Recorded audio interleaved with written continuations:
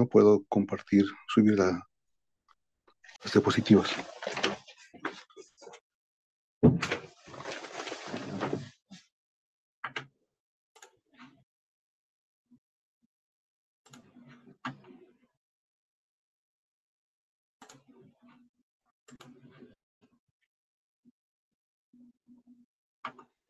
Hola. Doctor, usted es el host. A ver, voy a intentar subir otra vez las diapositivas, a ver.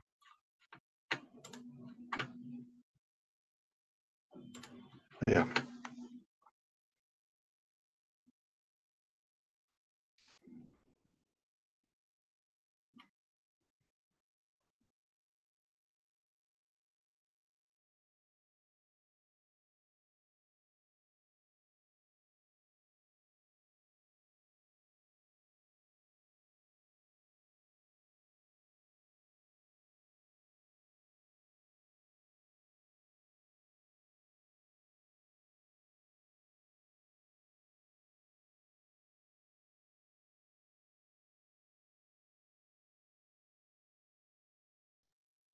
Muy bien.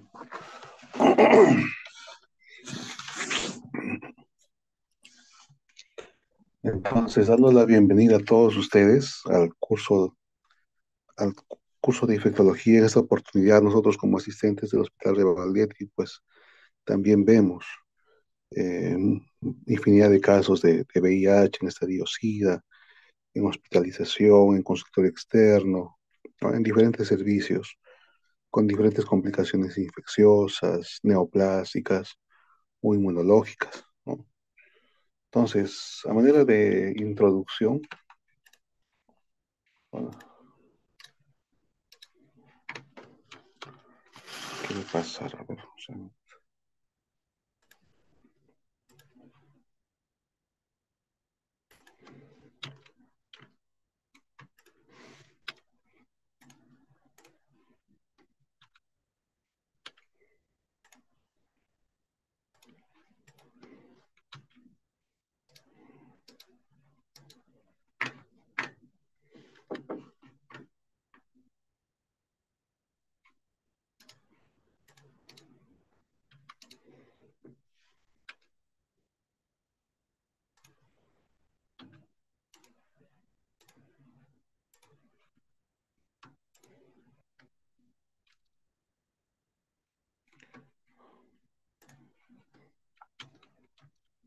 un momentito, a ver, por favor, no avanzan las diapositivas.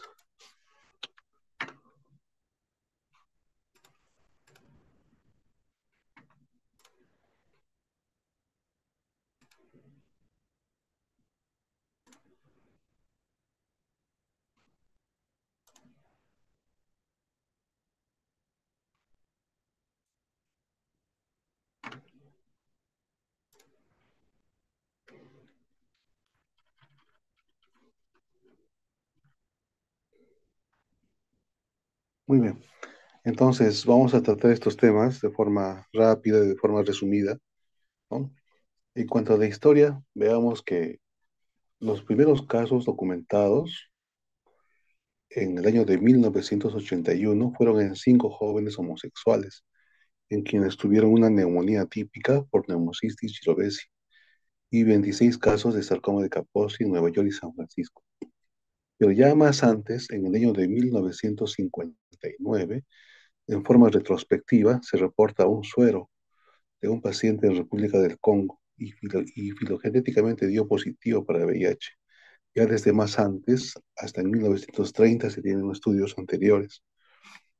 Posteriormente, en el año 82, en- se emplea el término de AIDS, síndrome de deficiencia adquirida.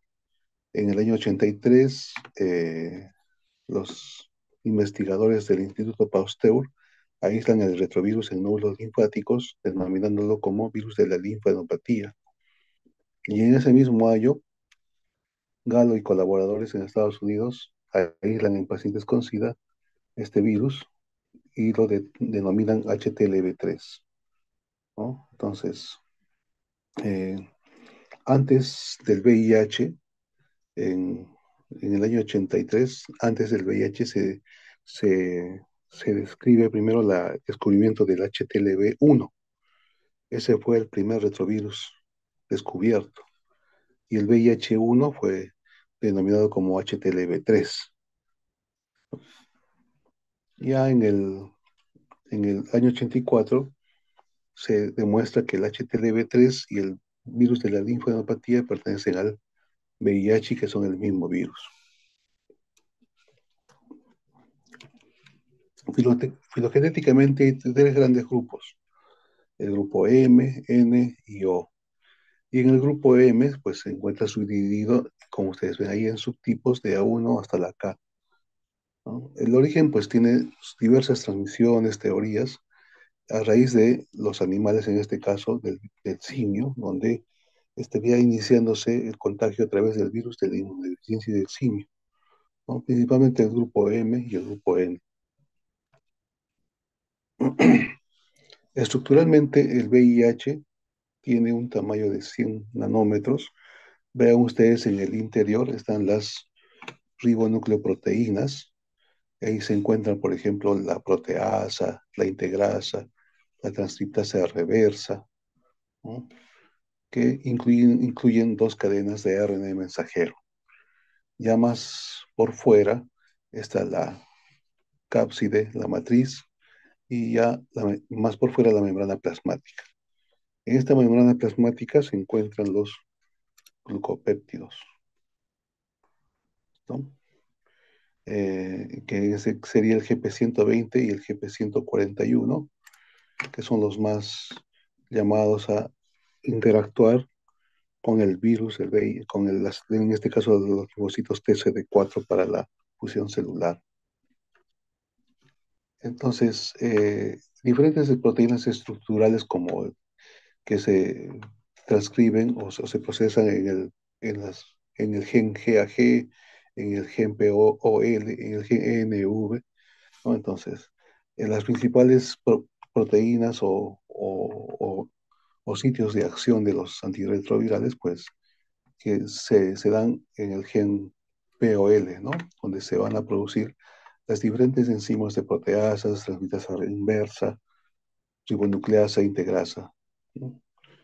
Y los inhibidores de integrasa, también las integrasas. Y ya las otras proteínas estructurales, pues van a dar origen a la misma matriz, a la cápside, y las otras a la superficie de la membrana, ¿no? Con las glicoproteínas GP120 y GP41. Y además de las proteínas estructurales, tenemos en cuenta las proteínas reguladoras, que están inmiscuidas en la estabilización del RNA y en la transcripción viral, y las proteínas accesorias, que también promueven la liberación de viriones de la célula y la degradación del CD4 y aumentando la infectividad, ¿no? Facilitando la entrada al núcleo del complejo de preintegración y así. Entonces, en el ciclo viral del VIH, vemos que existen algunos pasos. En un primer paso, ahí está la adherencia del virus al receptor CD4. Este receptor CD4 está expresado en los macrófagos y más en los linfocitos T, linfocitos T, ¿no? Y fíjense, este receptor CD4 tiene sus coreceptores, que son quimiosinas, por ejemplo, el CCR5 o el CXCR4. Entonces, acá hay una adherencia del virus. Posteriormente se da la fusión viral y la desencapsidación. Desencapsidación, ¿no? Se libera el material viral ARN, ¿no? Y en este paso 3 se hace una copia del ADN al ARN viral. ARN viral. Después sigue este ARN viral a través de la integrasa del virus, se ingresa al núcleo celular, donde se hace un proceso de transcripción y procesamiento, generando un provirus. Posteriormente se dan a la salida del núcleo la síntesis de proteínas gracias a las proteasas, pues se forman nuevos viriones y así se expulsan nuevos virus maduros para su nueva replicación en otros linfocitos T, ¿no? Entonces, viendo este esquema, existen a estos niveles antirretrovirales que ejercen su acción, ¿no? Inhibidores de la transcriptasa reversa, inhibidores de la integrasa, inhibidores de la proteasa, inhibidores de fusión, ¿no? Solamente para un ejemplo, mencionarles que eh, los análogos de los nucleósidos de la transcriptasa reversa, ¿no? Que vemos que acá en el punto 3, ¿no? Hay análogos nucleósidos y no análogos de los nucleósidos, ¿no? Los esquemas más frecuentes usados, o el esquema más frecuente usado, es el tenofovir, que ven acá en el punto rojo, la lamivudina, que son dos análogos de los nucleósidos, y el dolutegravir, que es un inhibidor de integrasa. Estos tres medicamentos vienen coformulados en una sola tableta y es el esquema habitual en un paciente nuevo diagnosticado de VIH. Y otros antirretrovirales que usábamos con más frecuencia hace años atrás, 5 o más de 10 años, por ejemplo, sidobudina, didanosina, estabudina, la nevirapina de Favirenz, ¿no? Y acá ven otros antirretrovirales como el lopinavir, atazanavir, que usualmente se emplean en terapias de segunda línea. Segunda línea. Entonces, al haber un contacto sexual, que es la principal vía de contagio, ¿no? Las células de Langerhans son las que interactúan en primer lugar con el virus por la transmisión sexual, y estas células de Langerhans emigran hacia el ganglio linfático con el virus en la superficie, ¿no? Y posteriormente, a través de vía hematógena, pues van a alcanzar los diversos órganos, ya sea en el sistema nervioso, en el sistema reticular endotelial, así. El principal, entonces acá en el sistema reticular endotelial, los ganglios linfáticos o el sistema nervioso, la principal célula afectada es el linfocito TCD4, que es el principal reservorio, hacen el 40% de los linfocitos están infectados. Entonces, el 99% de estos virus se vuelven latentes a células y un 1% tiene una replicación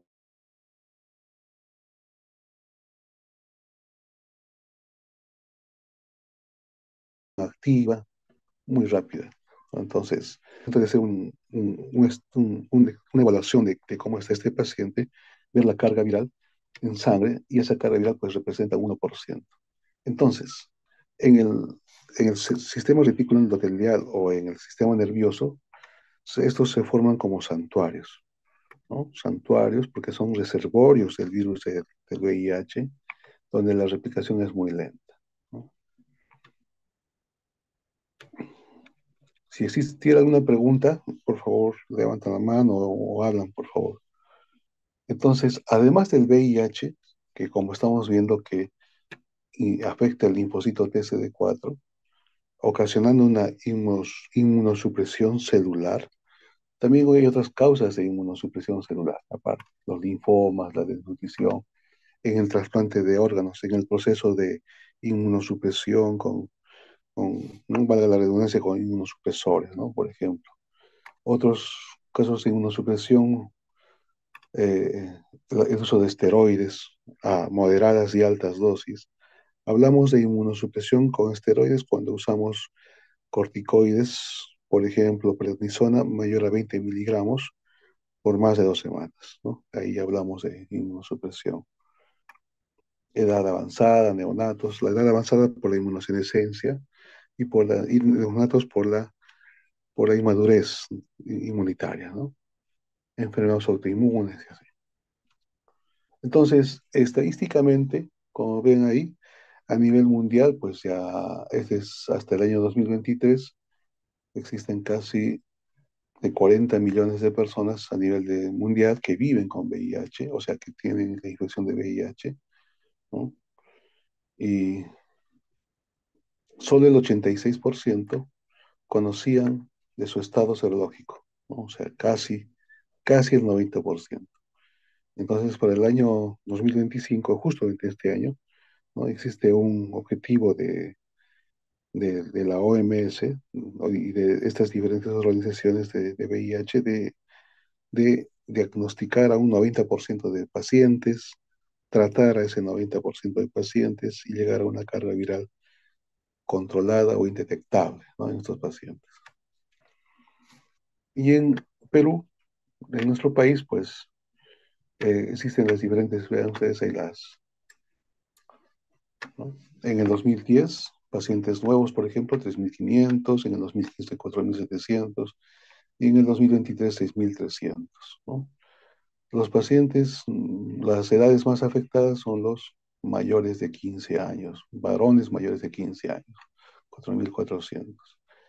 Ahora, VIH relacionada a muerte o en estadio SIDA, ¿no? Ha ido disminuyendo, ¿no?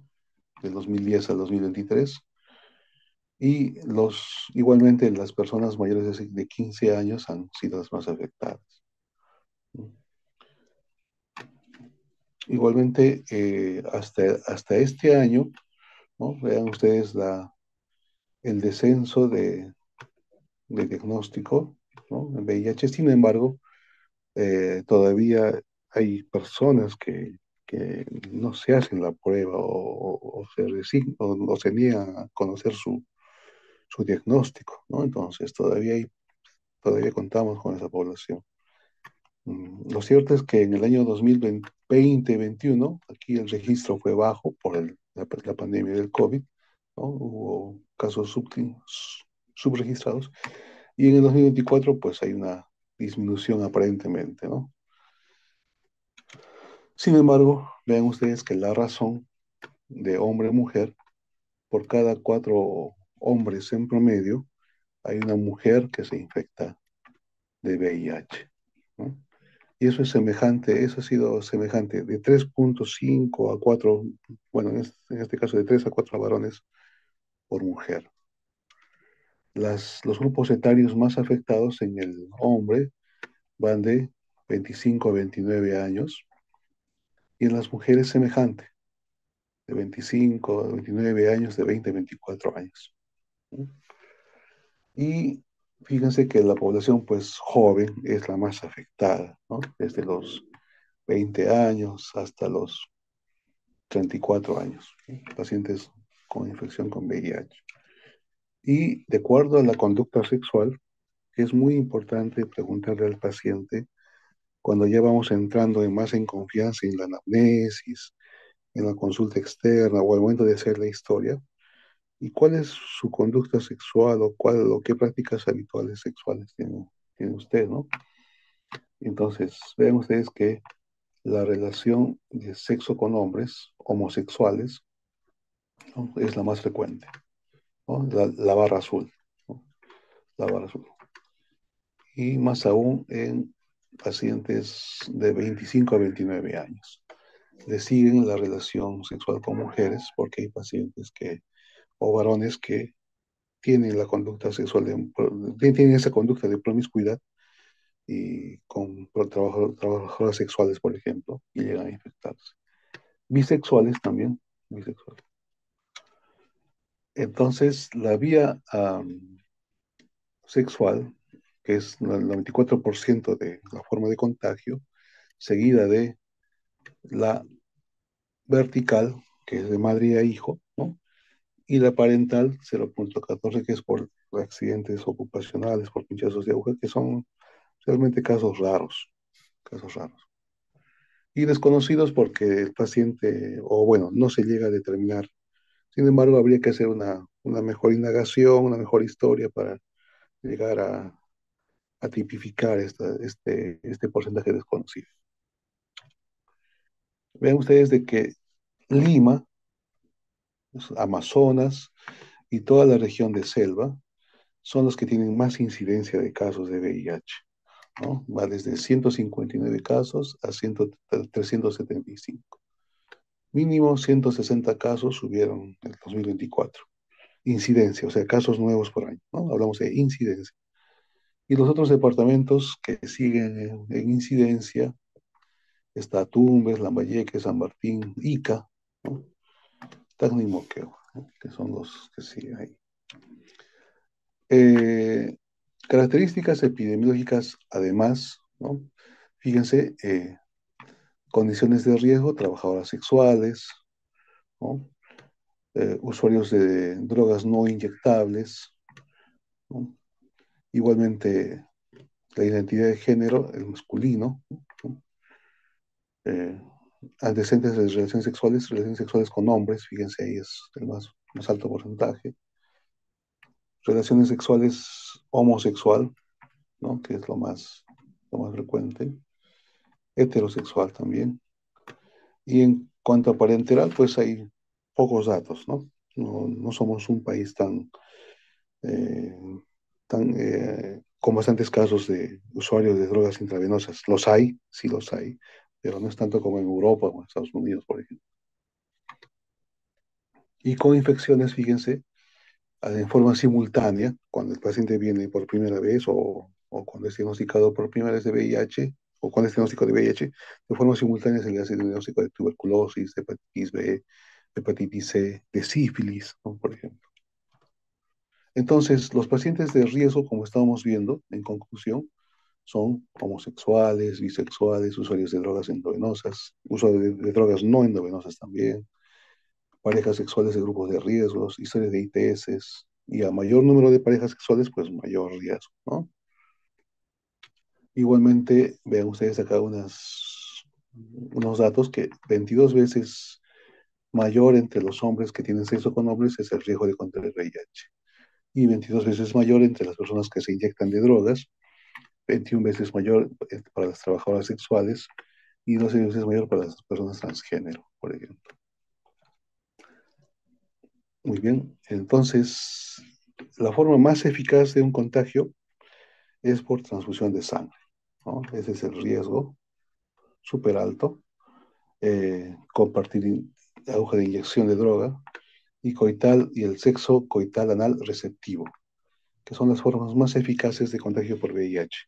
Obviamente, a raíz de esta información, pues ya el tamizaje en las transfusiones de sangre es obligatorio, ¿no?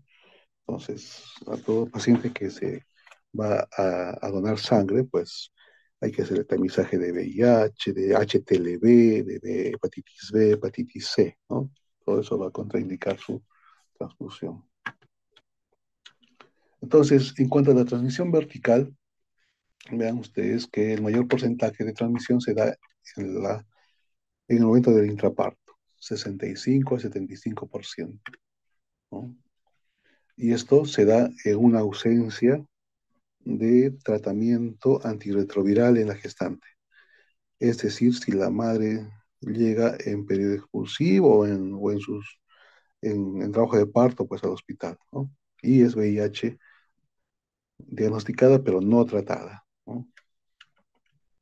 Entonces, según este estudio, vean que a menor carga viral, menos de 6.000 copias, pues el riesgo de contagio o de transmisión vertical es prácticamente cero, ¿no? Entonces, cuando una gestante es captada a tiempo, ¿no? En el primer trimestre o a más tardar en el segundo, y se le inicia tratamiento antirretroviral, tiene un buen, un menor riesgo de contagiar al recién nacido. Entonces, ¿cuáles son esos factores de riesgo de transmisión? Carga viral alta en sangre, o sea, pacientes nuevas de VIH en el momento del parto, ¿no? Rotura prematura de membranas, parto prematuro, infecciones genitales asociadas, herpes, condiloma, por ejemplo, ¿no? En la región genital, corionitis, intervenciones invasivas y primer embarazo gemelar. Este es un tamizaje en la gestante, ¿no? Eh, Idealmente se debe hacer en el primer trimestre un tamizaje de prueba rápida y en el tercer trimestre también, ¿no? Suele suceder a veces, vemos que la gestante es positiva, la pareja es negativa, ¿no? Y en eso hablamos de una pareja cero discordante.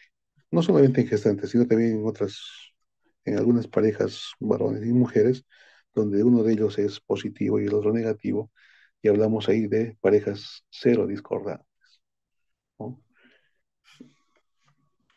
Entonces, si es que no hemos hecho un diagnóstico en el primer trimestre, hay que hacerlo lo más antes posible en el segundo y en el tercer trimestre. El diagnóstico de VIH, ¿no? Vean ustedes acá, esta es una foto de pruebas rápidas, donde está el puntero, ¿no? Ahí, esta es una prueba rápida de VIH y sífilis. El C significa control, que siempre va a marcar, y B es el VIH y ese Y es sífilis, ¿no? En la foto del costado, ven acá, donde está el puntero, ahí marca claramente la línea en IB, que es VIH. Entonces, este paciente, en este caso, es una prueba rápida positiva. Y en este caso, es una prueba rápida negativa. Hablamos de VIH. ¿Listo? Y si tiene los dos, pues es una prueba rápida de VIH y sífilis positiva, ¿no? Tanto de IB como de SID, ¿no? Sífilis y VIH. Entonces, ¿cómo se hace el diagnóstico de VIH? ¿Se pueden hacer con dos pruebas rápidas? Sí. Y en gestantes aún más nos ayuda más rápido. Una prueba de rápida de... También se puede emplear prueba rápida de VIH y una prueba rápida de detección de anticuerpo antígeno para VIH, o sea, en ELISA. Y de todas formas, siempre tratamos de documentar una prueba confirmatoria, ¿ah? Con el test de inmunoblot o Western blot o inmunofluorescencia indirecta, lo que hacen en el Ministerio de Salud, por ejemplo. En el salud hacemos inmunoblot, por ejemplo. Inmunoblot. Entonces, en el día cero, donde se produce el contacto sexual de riesgo, o quizás un accidente ocupacional con alguna jeringa o jeringa de agua, bisturí, pero más por el contacto sexual, entonces hay un periodo de eclipse o un periodo de ventana donde recién inicia la replicación del virus, es decir, el virus ingresa por los genitales, ¿no? Por los genitales, ganglios linfáticos, y ya más o menos al día 7 o 10 empieza la replicación viral, ¿no? Al día 14, 20 más o menos, ya inicia la producción de antígenos P24. Y a la tercera semana o al día 20 ya los anticuerpos de VIH, ¿no? Entonces, fíjense ustedes, anteriormente se contaba con exámenes de primera generación, después de segunda generación, que detectaban los anticuerpos recién a los 40 días, después de tercera generación, que detectaba los anticuerpos al día 21 y, y actualmente pues ya hay pruebas de cuarta generación o de ELISA de cuarta generación o quimioluminiscencia que detecta ya al día 14 con el antígeno P24. Y si quisiéramos hacer un diagnóstico más precoz, pues al día 7 o día 10 tendríamos que pedirle una carga viral al paciente. ¿Listo? Entonces, las pruebas rápidas tienen su sensibilidad y especificidad altas, ¿no? Y hacemos, cuando el paciente viene o es nuevo, pues pedimos pruebas rápidas, podemos pruebas de ELISA o pruebas de quimio. Otro método es la quimioluminiscencia, ¿no? Y, y seguidamente una prueba de inmunoblot. Hasta aquí en alguna pregunta.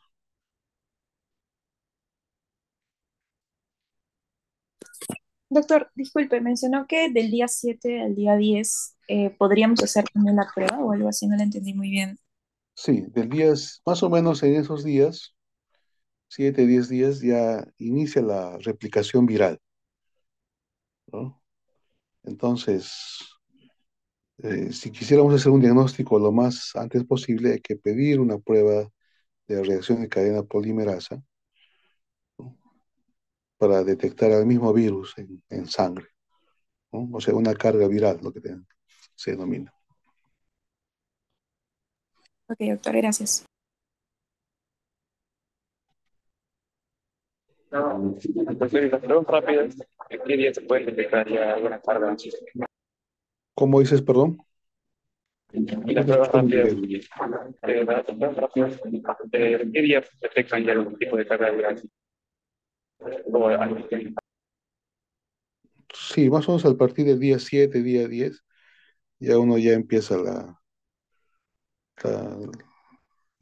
la presencia de virus en sangre, ¿no?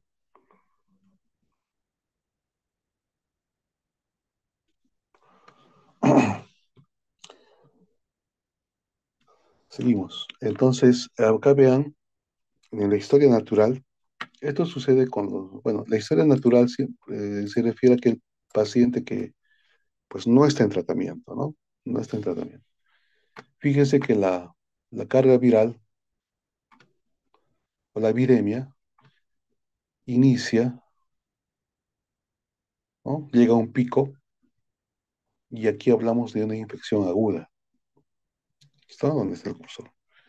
Y, es, y esta infección aguda, también llamada síndrome retroviral agudo, ¿no? Entonces la carga viral baja por, gracias a los linfocitos TCD4 en parte, ¿no? Pero después se mantiene. Se mantiene pueden ser meses, años, hasta que nuevamente se replica, ¿no? Aumenta la replicación. Ahora, algo contrario sucede con los linfocitos TCD4, o los linfocitos T, que es la figura de abajo. Entonces, por la alta replicación viral, y como es un virus que afecta directamente al CD4, este disminuye de forma catastrófica, puede ser en algunos casos, ¿no? Que hay reportes de infecciones oportunistas en una infección aguda, pero no es lo frecuente, pero puede haber.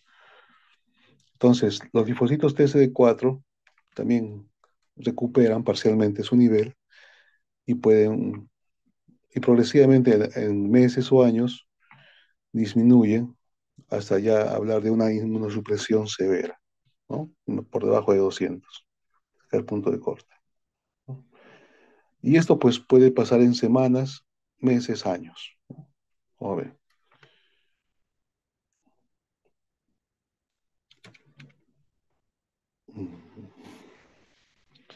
Entonces, antes de pasar esto, esto les quería, esto de acá. Entonces, hay progresores típicos que corresponden al 80-85%, que llegan a estadio SIDA en 7 a 10 años. ¿Mm? Progresores rápidos en menos de 3 años, puede ser un año o 2 años, ¿no? Menos de 3 años. Progresores lentos que en más de 10 años recién llegan a un estadio SIDA. Y hay pacientes que no progresan hasta estadio SIDA. Su misma inmunidad mantiene, ¿no? Pero esos son pocos, son los controladores de élite, ¿no? ¿Qué más vemos? Los progresores típicos y progresores rápidos. Es lo que más vemos, ¿no? Entonces, un paciente puede ser diagnosticado a un principio con 10.000 copias, o sea, 10.000 partículas virales por mililitro de sangre, o 10.000, 100.000 copias, ¿no? Sí, por ejemplo. ¿Y cuándo se considera una carga viral alta? Cuando es mayor a 100.000 copias, ¿no?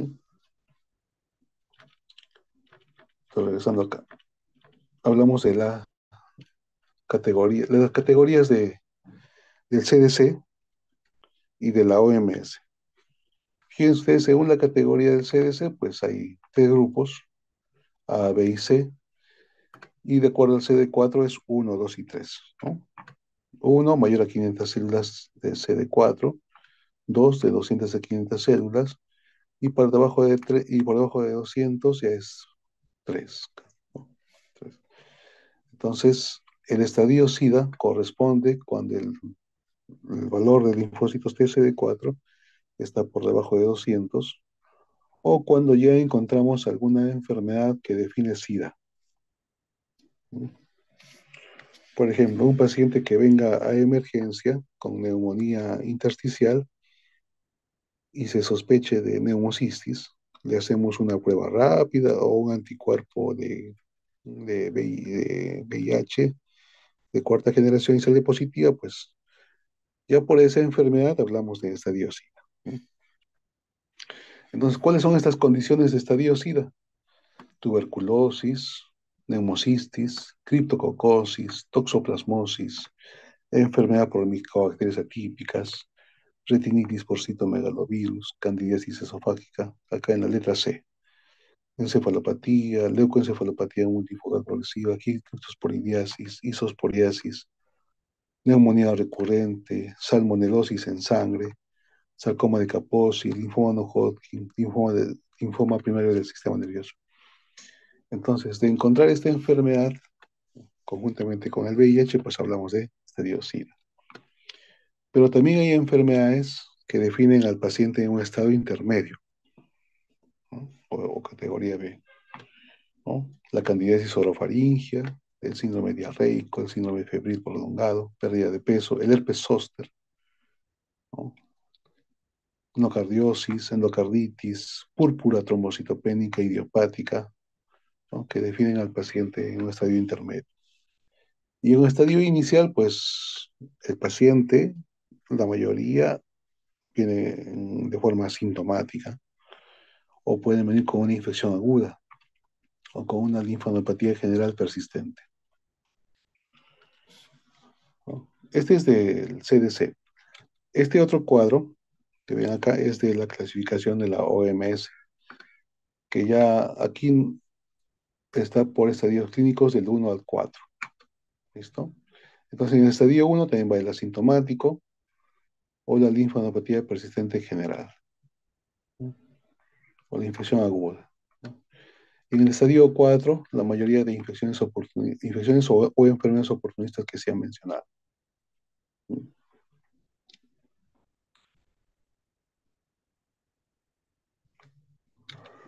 Entonces, las infecciones oportunistas a nivel ocular, las más frecuentes, citomegalovirus, causando retinitis. A nivel de boca orofaringe, candidiasis, ¿no?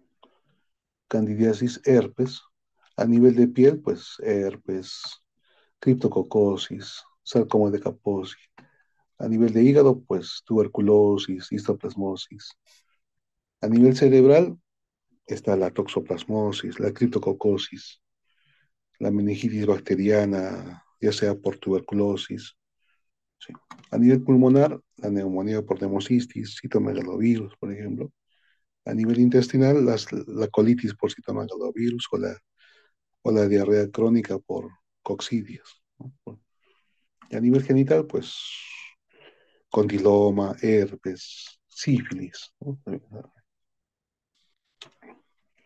Entonces, el síndrome retroviral agudo, que es definido como categoría A o estadio clínico 1, el paciente, luego del contacto sexual de 10 a 14 días, viene con síntomas, ¿no? Y estos síntomas pueden ser fiebre, linfadenopatía, faringitis, rash, maculopapular, úlceras mucocutáneas, semejante o parecido a un síndrome mononucleósido, ¿no? También puede haber mialgias, artralgias, cefalea, hepatosplenomegalia, y en los síntomas neurológicos es relativamente frecuente pues las neuropatías periféricas y la meningitis aséptica, ¿no? Cuando el paciente viene con signos meningios y vemos que tiene una historia de contacto sexual de riesgo reciente, con prueba rápida de VIH, pues pensamos en esta entidad, pero hay que hacerle un descarte de otros virus, de otras bacterias y de tuberculosis, ¿no? Si todo es negativo, entonces hablamos de meningitis aséptica. ¿Hasta aquí alguna pregunta? Entonces, la severidad y duración es variable, es una enfermedad sistémica transitoria, ¿no? Hay una gran replicación viral, ¿no?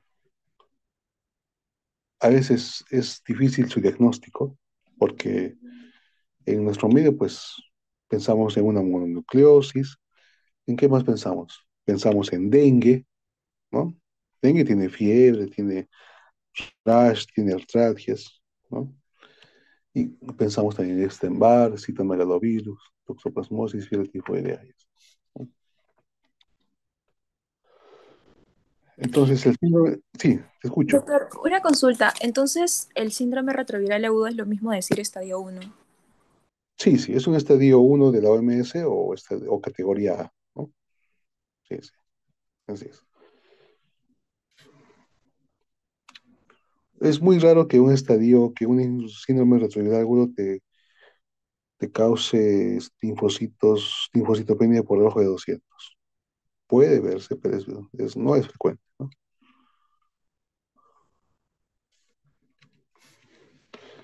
Listo, entonces en los exámenes de laboratorio, este es lo que se suele pedir de esos estudios. Bueno, la historia clínica completa, el examen físico, recuento de linfocitos TCD4, carga viral, hemograma, función renal, función hepática, lípidos, un perfil lipídico, ¿no? Un test de embarazo, un examen de orina, una radiografía de tórax, vaciloscopías, ¿no? Y estudio de hepatitis B, hepatitis C, ¿no? Porque vamos a ver también coinfecciones de VIH con hepatitis B, hepatitis C, HTLV, sífilis, por ejemplo, ¿no?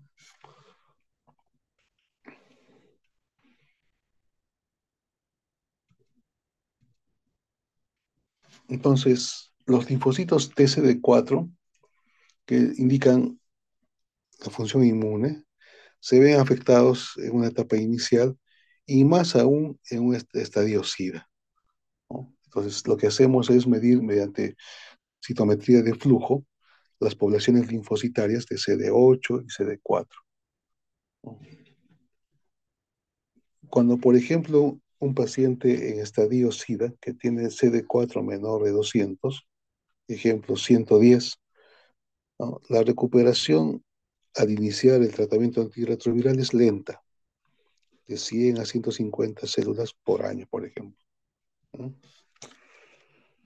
Igualmente, el, con, el control de estos linfocitos TCD4 van a ser cada 4 meses, cada 6 meses, y cuando el paciente ya está más controlado, pues de forma anual, ¿no?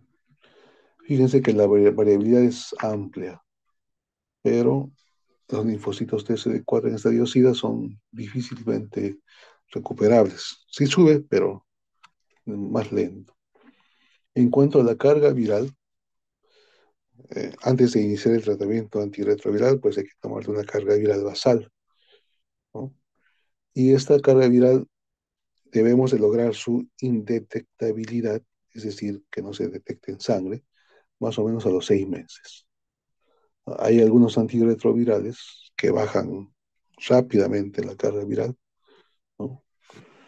Entonces, a los 6 meses ya el paciente debe estar indetectable. Obviamente es un paciente que es responsable y debe tomar sus medicamentos. Bueno, y acá les quiero mostrar algunos casos clínicos de forma rápida. Este es un paciente varón de 34 años con infección aguda que acude a la emergencia por hemiparesia derecha o hemiplegia y obviamente sin tratamiento antirretroviral y sin profilaxis, ¿no? Como ven ustedes acá hay en el fondo de ojo lesiones de sal y pimienta, ¿no? Con afección macular extensa, ¿no? Lesiones de sal y pimienta. Entonces, un paciente nuevo que acude con un déficit focal, entonces sospechamos en una lesión intracerebral, ¿no? Puede haber una masa, puede haber un absceso, ¿no? Puede haber un tumor, ¿no? Pero ya el fondo de ojo nos ayuda en sal y pimienta y ven ustedes las lesiones de absceso captadoras de contraste en anillo, En donde está el puntero es una tomografía con contraste. Y la otra tomografía es la misma, pero sin contraste. ¿No? Entonces aquí hablamos de toxoplasmosis cerebral en base al contexto de VIH y en base a los síntomas y de las imágenes. Acá el diagnóstico definitivo sería por biopsia o anticuerpos para toxoplasmosis, ¿no? Pero generalmente es la biopsia.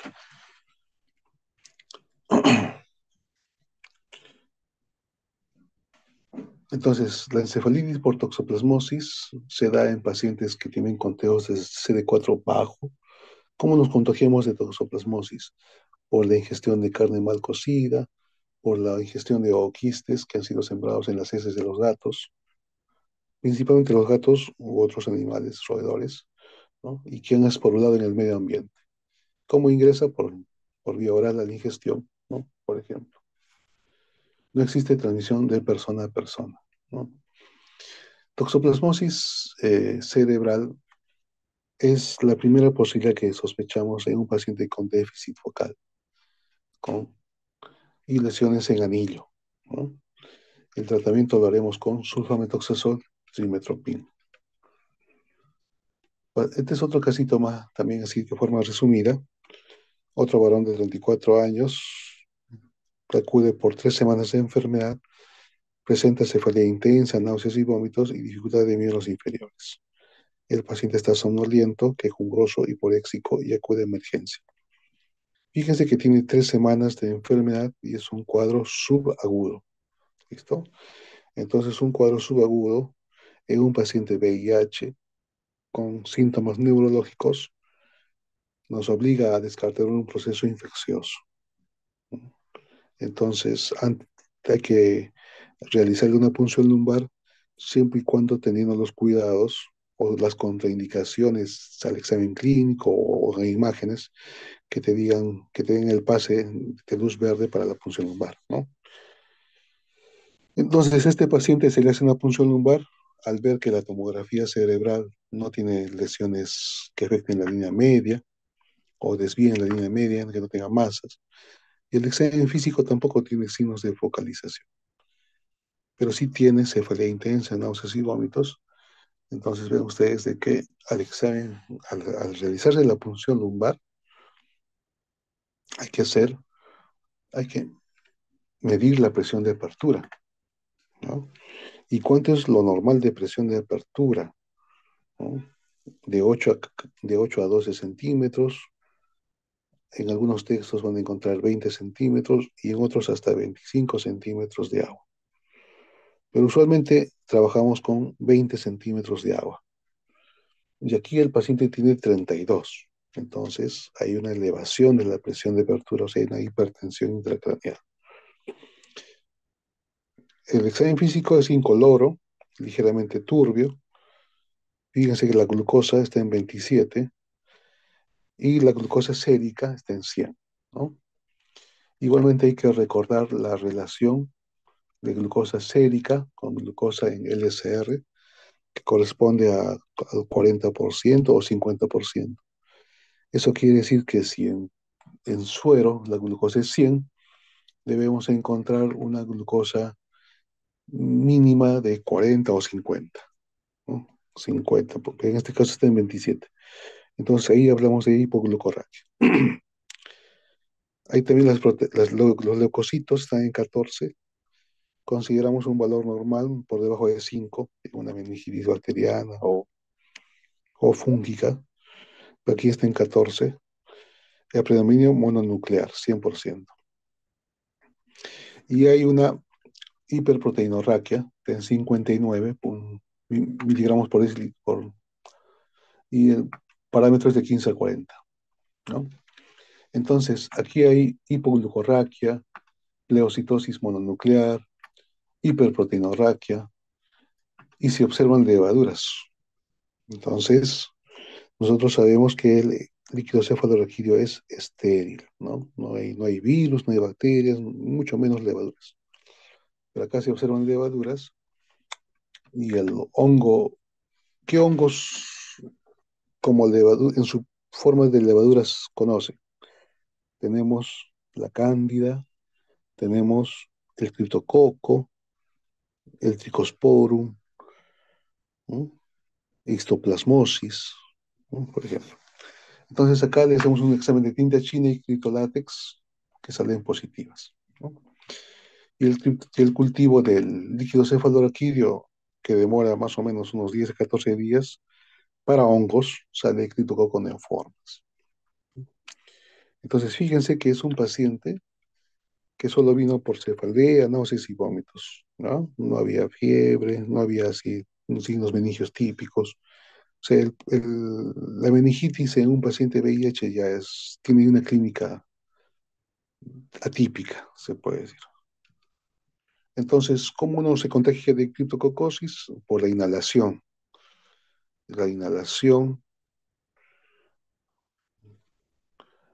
el diagnóstico se hace con hemocultivos, se puede detectar el criptococo en sangre, antígeno sérico, ¿no? Que tiene una gran sensibilidad, y en la foto ven ustedes la tinta china, ¿no?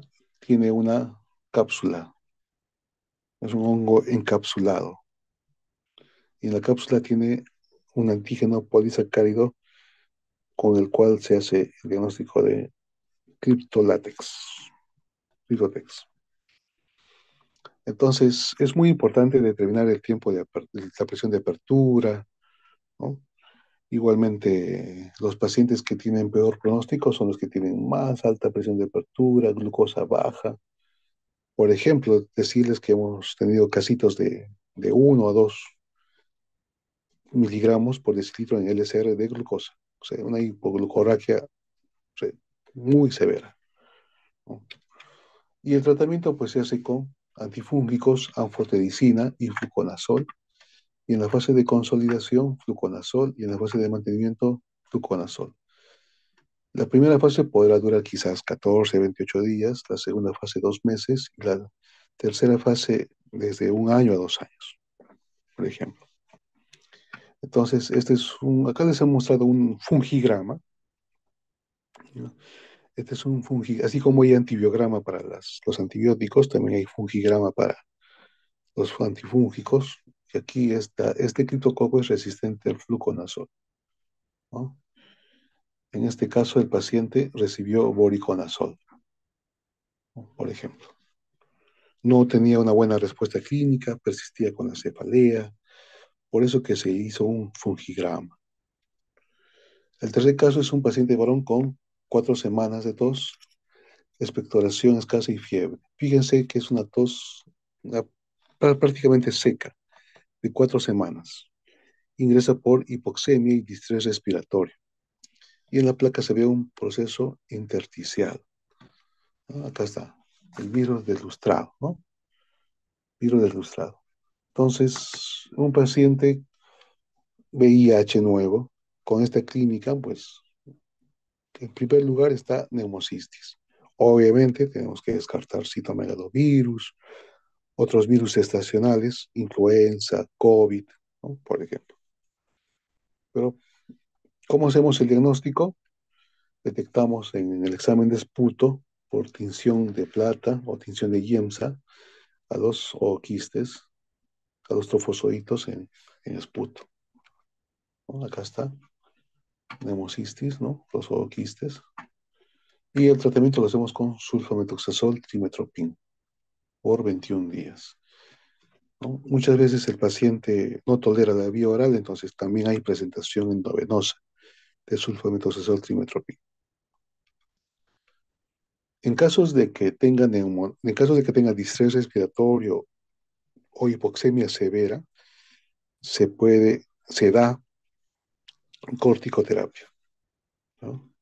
Corticoterapia con prednisona, la cual se puede convertir a metilprednisolona o hidrocortisona, en el caso que requiere el paciente, y por lo menos damos unos 21 días de corticoides. Y además otros marcadores que nos ayudan es la elevación de la deshidrogenasa láctica, el beta-D-glucano, por ejemplo, ¿no? Y así. Hasta aquí alguna pregunta de estos 3 casitos. Seguimos. Ya vamos a terminar en unos momentos. El caso clínico 4 es un paciente con deshidratación severa y diarrea de 2 meses de evolución. ¿Cómo clasificamos a las diarreas? Por su tiempo, menos de 2 semanas aguda, de 2 a 4 semanas persistente y mayor a 4 semanas diarrea crónica, ¿no? Entonces acá tiene mayor a 4 semanas. En el contexto de VIH, pues buscamos coccidias, que son parásitos, ¿no? Por ejemplo, Isospora belli, Cryptosporidium y Ciclospora, ¿no? Tanto en Ciclospora como en Cisto Isospora, el tratamiento de elección es sulfametoxazol. ¿Cómo viene el paciente? Viene con diarrea crónica, con caquexia, con intolerancia oral, por ejemplo, ¿no? Totalmente desnutrido. Y el Cryptosporidium, que también es otra coccidia, ¿no? Aquí sí el tratamiento es usando nitazoxanida, pero en este caso hay que iniciar el tratamiento antirretroviral. Este es otro caso clínico de una mujer de 60 años, 62 años, que tiene diagnóstico de VIH en el 2016, ¿no? Fíjense que la paciente debuta con una carga viral de 23.661 copias por mililitro. Inicia tratamiento antirretroviral con abacavir, lamivudina y nevirapina, ¿no? Ese es el 2016. La paciente acude el 2019, más o menos en el mes de octubre, ahí, con tiempo de enfermedad de 3 meses, cefalea, deposiciones líquidas, dolor epigástrico, y 10 días antes del ingreso, aumento de intensidad de cefalea, 8/10. Fiebre, somnolencia y rigidez en nuca.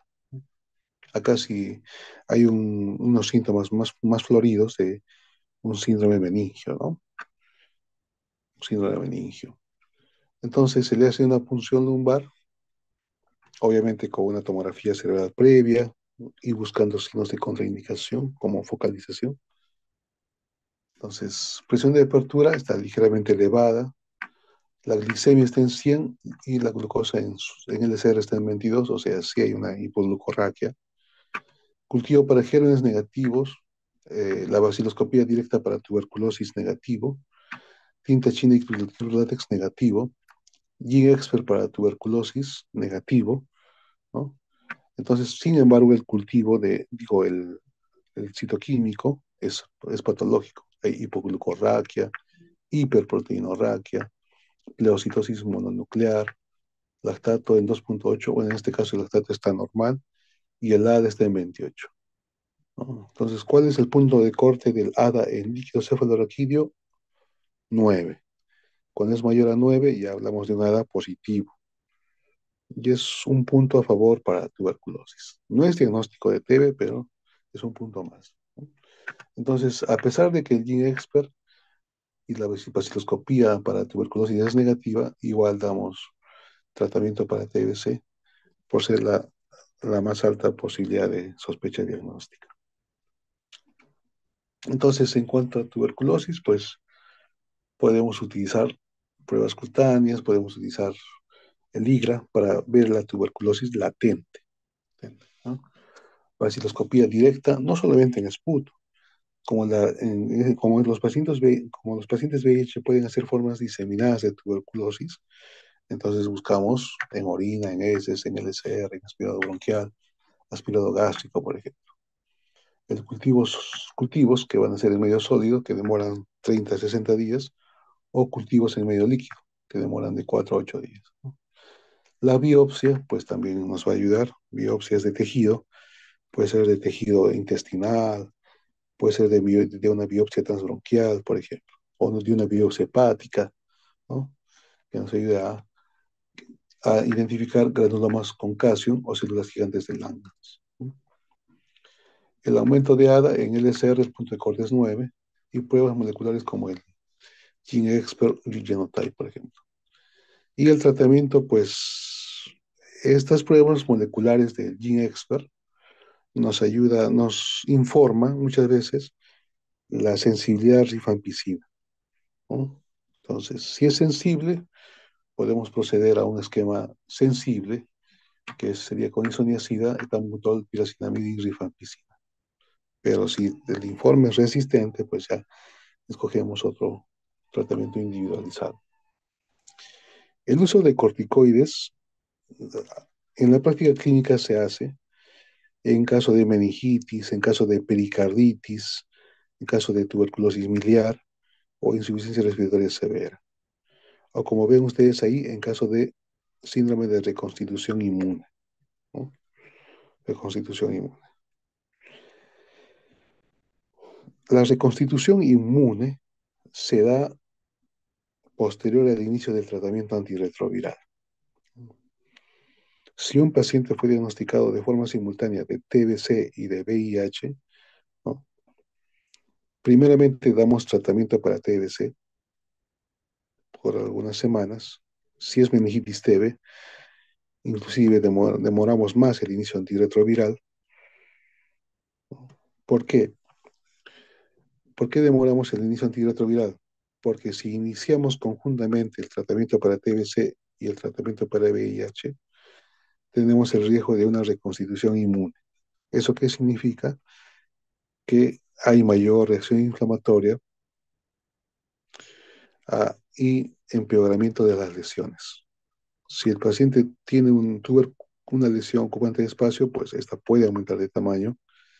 Si tiene anopatías cervicales, por ejemplo, estas pueden aumentar de tamaño. O sea, hay un empeoramiento de síntomas y signos. En este caso sería de la tuberculosis, ¿no? Por eso esperamos en algunas enfermedades o en algunas infecciones, retrasamos el inicio del tratamiento antirretroviral.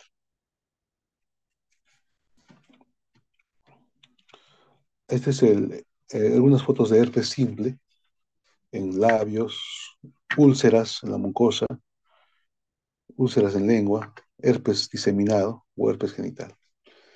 Bueno, hasta acá alguna pregunta.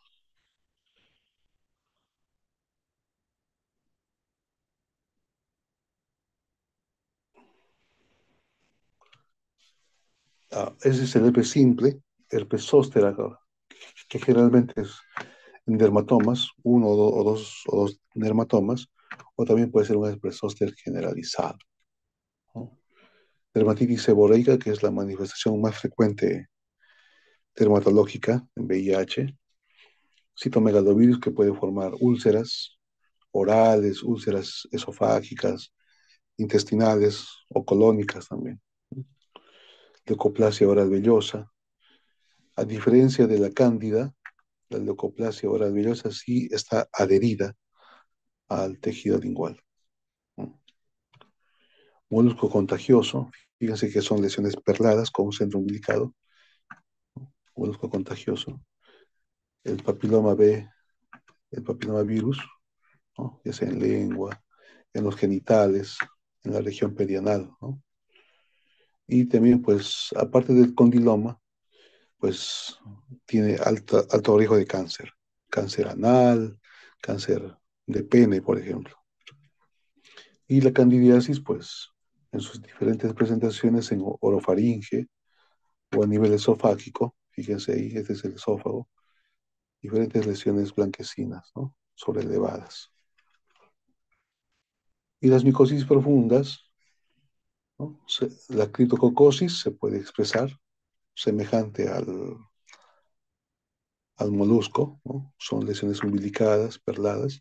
Histoplasmosis también puede tener lesiones cutáneas, histoplasmosis hasta acá, ¿no? Foliculitis, que ya son otras causas menos comunes, ya sean por coco gram positivos o pseudomonas. Y la sífilis. Y la sífilis la sífilis, que es otra infección de transmisión sexual, ¿no? Puede el paciente o no tener un chancro sifilítico, o sea, una lesión ulcerativa indolora en los genitales, en la región anal, en la boca, por ejemplo, ¿no? Como también puede no estar este signo.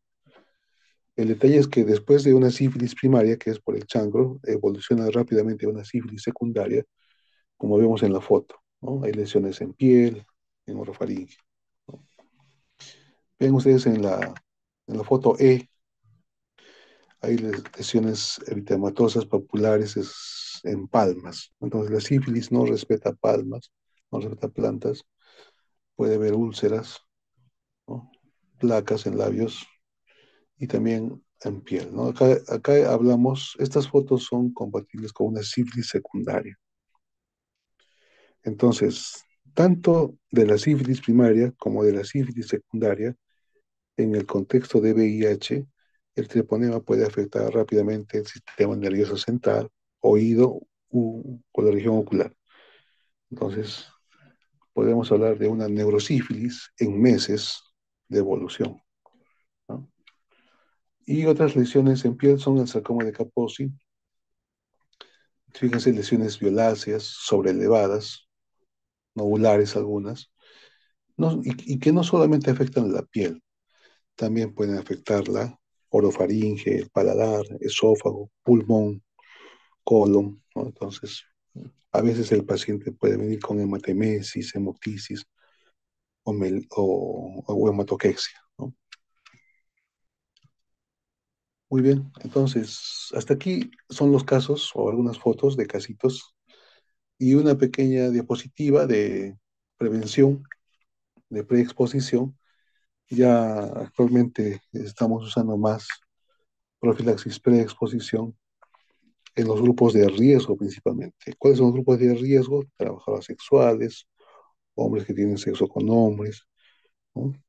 Eh, ¿Cómo se da esta profilaxis preexposición? Se da 24 horas antes del contacto sexual y 24 horas después, o también puede ser de forma diaria, sabiendo que este paciente o esta persona va a tener múltiples contactos de riesgo, ¿no? Puede ser de forma diaria también, como un tratamiento antirretroviral. En la profilaxis preexposición se usan solo dos antirretrovirales, dos, ¿no? Aquí tenemos que vendría a ser tenofovir entricitabina, entricitabina. Entonces, lo que les hablaba es la PrEP diaria, ¿no? O la PrEP a demanda, que es la que se usa 24 horas antes y 24 horas después, ¿no? Eh, que hay que tener cuidado que el paciente no tenga coinfección con hepatitis B, ¿no? Y obviamente que no tenga VIH, pues, ¿no? Para usar la profilaxis para exposición. Porque si ya tiene VIH, ya tendríamos que dar tres medicamentos como tratamiento. ¿Hasta aquí alguna pregunta?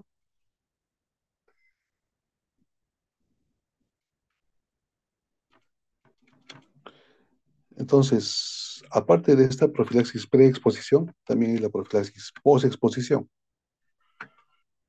que idealmente cuando un personal de salud sufre un pinchazo de aguja o el uso de bisturí que sea usado en un paciente VIH, o quizás esta fuente sea desconocida, o sea, no se sabe qué paciente se ha usado, entonces amerita profilaxis post-exposición con, como un tratamiento antirretroviral habitual, ¿no? Y no solamente en accidentes ocupacionales, sino también en un contexto de una violación, ¿no? O en una prevención de transmisión vertical. Listo. Entonces, la profilaxis preexposición se está dando más en el MINSA, en establecimientos de salud de primero o segundo nivel, bueno, pero el detalle es que antes de tomar profilaxis preexposición, debemos estar seguros que el paciente no sea VIH, no tenga hepatitis B, no tenga alguna enfermedad renal de base, porque el tenofovir puede producir nefrotoxicidad, ¿no? Muy bien, ¿hasta aquí alguna pregunta? Con esto acabamos la clase de hoy. No sé si hay algún comentario, alguna pregunta hasta aquí.